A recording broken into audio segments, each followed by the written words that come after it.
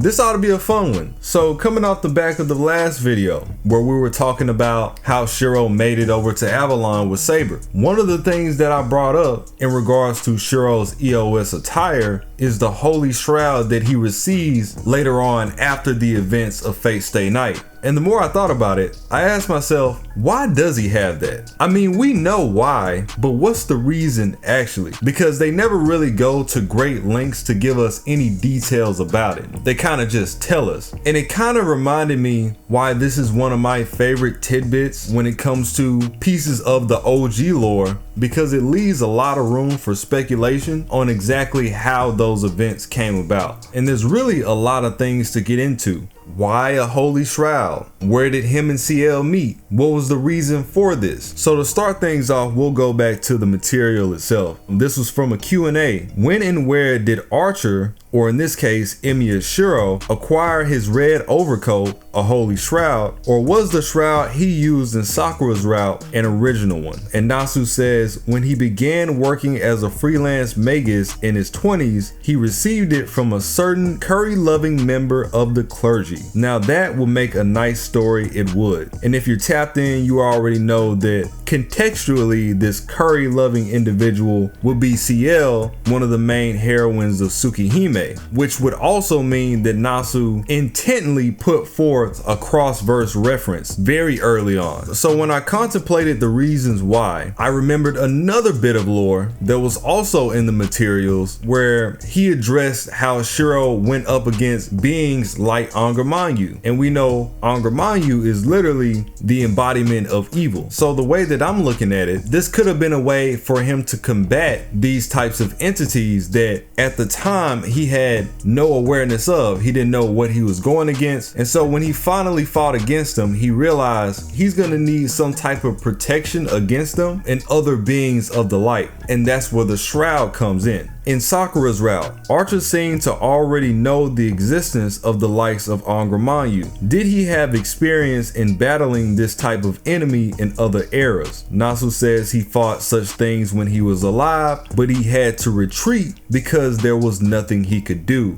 Also, after reaching the Throne of Heroes, he had an understanding of the targets of the counterforce. So one thing we have to look at now is the time frame of him receiving the shroud. The spectrum for when Shirou becomes Emiya, when he makes the contract, has always been Shirou in his late 20s to his early 30s. So we already know that the earliest time should be in his late 20s. Again, this isn't something that happens right after the series, but years and years of development on the path of him being a mage. Around what age did Emiya Shirou form a contract with the world as a guardian? From his late 20s to his early 30s. So if you go by the actual material itself, the idea is presented as if Emiya is the one that met up with Ciel and he received it then. But as we can see right here, it was actually Shirou. This is before he even made the contract to be a counter guardian. Because remember, even after Shirou forms the contract, he continues on. He doesn't just immediately becomes a heroic spirit. That was the point of him making the contract. He needed that boost to go against entities like this. So he been had the shroud is what they're telling us. Another thing to look at is that Karin, Kirei's daughter, was also a shroud user. She had the Shroud of Magdalene, and it's very possible that Shirou's shroud and Karin's shroud, the Shroud of Magdalene, is one and the same. She had it in Hollow Ataraxia, and what these shrouds do as mystic codes often provide some sort of sealing. In Karin's case, it would be the sealing of men, and the reason being is, as a part of her innate abilities, one thing that she's really good at is being sort of this compass for evil spirits. And so a part of her lore, her character, is that they would call her out for exorcisms because as that's a part of her being, she can naturally seek out these spirits and get them eliminated immediately. And when she found them, she would hit them with the Shroud of Magdalene and restrain them. So there's intent behind that also. So again, this is something that was put in motion way back. You see her with the shroud, and as you know, Ataraxia takes place right after Stay Night. The reason that Karin is even there is because it's taken into into account that Kirei did in fact die in the original Stay Night, so she's the one that's there right after taking his place. So this gives us more answers, but it also raises more questions. So if Karin is the one that had the Shroud of Magdalene, then how is Ciel the one that gave it to him? And that's the thing, and that's why I asked initially,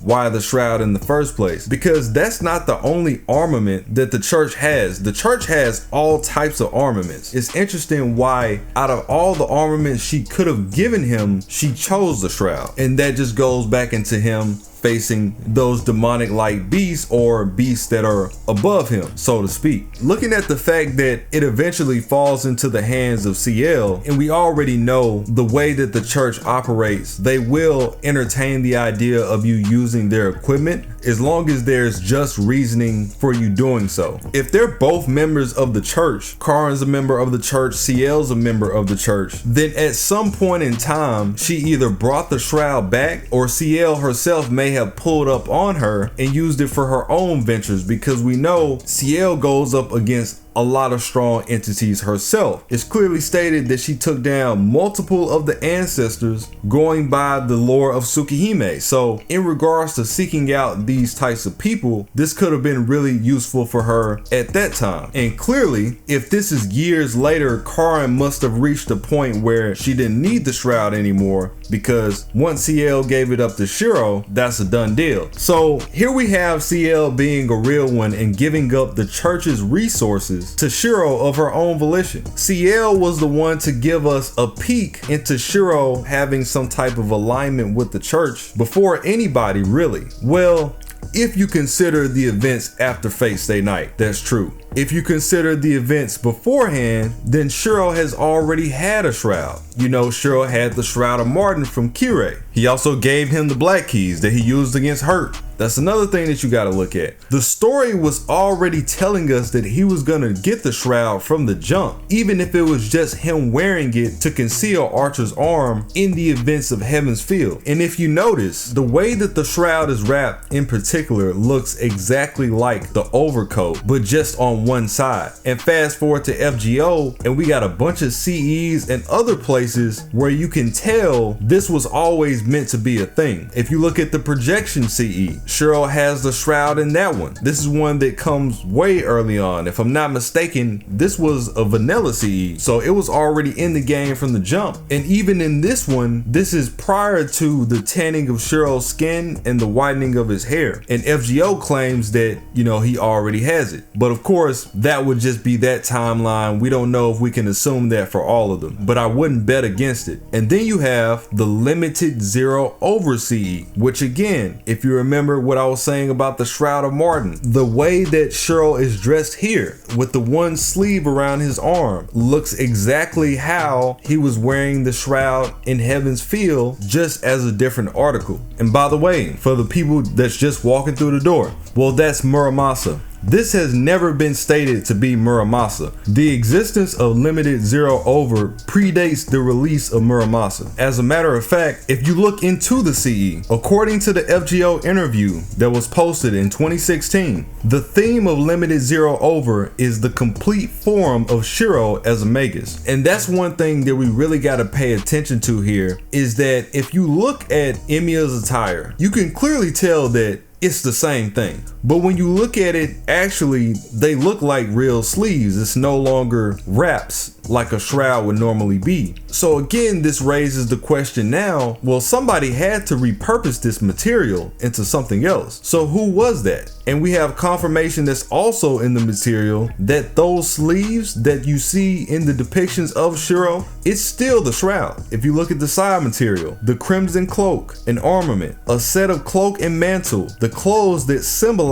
Archer, they were actually first grade conceptual weapons. Made from the burial cloth of a saint, they offer protection against the external world rather than enemies. And so there it is right there. The repurposing of Emiya's entire outfit came from that very Shroud. And if you've been through the events of Hollow Ataraxia, and you can even see this at the beginning of FGO, Emiya's original fit was just the all black armor. He was clad in all black from head to toe. The cloak and mantle wasn't even a part of it. That's something that came afterwards, after he established that original fit as Shirou. And just looking at what they said about what he's wearing in the description, they said that it protects him from the external world rather than enemies. So it's not just the idea of him going up against these entities that was beyond his understanding at the time, but also having the grounds to not be consumed by just being in their presence before you even think about going against them in the first place, which could be seen as two completely different things. And now that I bring that up, this could also reason as to why, you know, he had a little help against the shadow, because how many people can pull that off? Every time we see the shadow pull up, it's bad news for everybody. Emiya, with the help of his Roaias, was at the very least able to ward the shadow off until it disappeared. He still died, but the part that he needed to do really mattered. And it could be a stretch, but a lot of that help could have come from the cloak. It could have been because of the shroud. I know the shadow is supposed to be this omnipotent light presence, but the whole purpose of the shroud is to seal off magical energy. And if you look at the material, it will tell you that also. Why is the magic energy killing burial shroud able to stop such energy? It's because it seals a certain event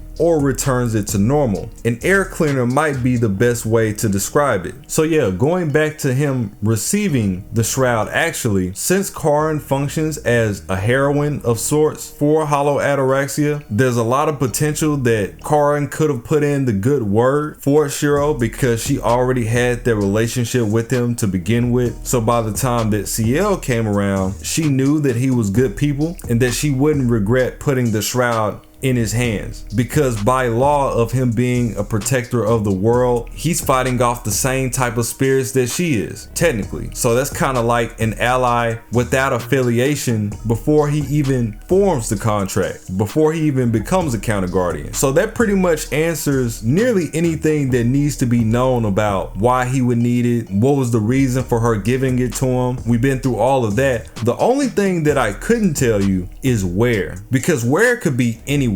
There's really no basis for Ciel meeting up with Shirou in particular, so it's kind of hard to gauge where that would be without literally just shooting from the hip. You know, I've seen some people mess around with the idea of, well, clearly Shirou cooked for her because she loves curry, so he persuaded her with his cooking. That's fine and all, and I wouldn't disagree with that, but that doesn't answer the question. That just raises more questions. Why is he cooking curry for her in the first place is the question I have now. So there's a lot of things that could be put into the air. You know, we've seen that Kirei had a shop, because you know that Kirei does run the little food shop in series like Prisma Ilya, so on and so forth. But going by the main timeline, Kirei's dead, so there is no shop. Unless his daughter decided to take on the mantle of opening up the shop, which is very possible considering things like Carnival Phantasm, because we do know, just looking at her character, she does have that hustle in her. She got that from her pops. What can I say? That will be the only way with any sort of logical consistency if you were to go that route. It's kind of funny when you think about it though. Even after blending all of the series together, it's almost a story that shapes itself. He really wasn't kidding when he said that would be a nice story, and it still works. I'm not mad at it. This becomes an even more realistic circumstance when you consider Karin's original position, which was supposed to be for Tsukihime 2 anyway. From the material, she was to originally be a character developed for the potential Tsukihime 2 along with Bazette, but she was redesigned for Fate instead. And so a Tsukihime character interacting with the character that's supposed to be in Tsukihime to begin with sounds about right, I gotta say. If you look at the Holy Shroud of Magdalene CE that's in FGO, you see that Karin is there and she does have the shroud in it, but again, there's nothing to say that this picture isn't before it came out of her possession, and it's still the FGO timeline. Or it could be a completely different shroud entirely. That's still on the table. Maybe they all had their own shroud. So the same way that Kirei had the shroud of Martin, the same way that Karin had the shroud of Magdalene, it could be the case where Ciel had her own shroud of a completely different saint. That would work also. The only reason we know for a fact that it can't be Martin is because canonically he abandoned that shroud in Heaven's Field.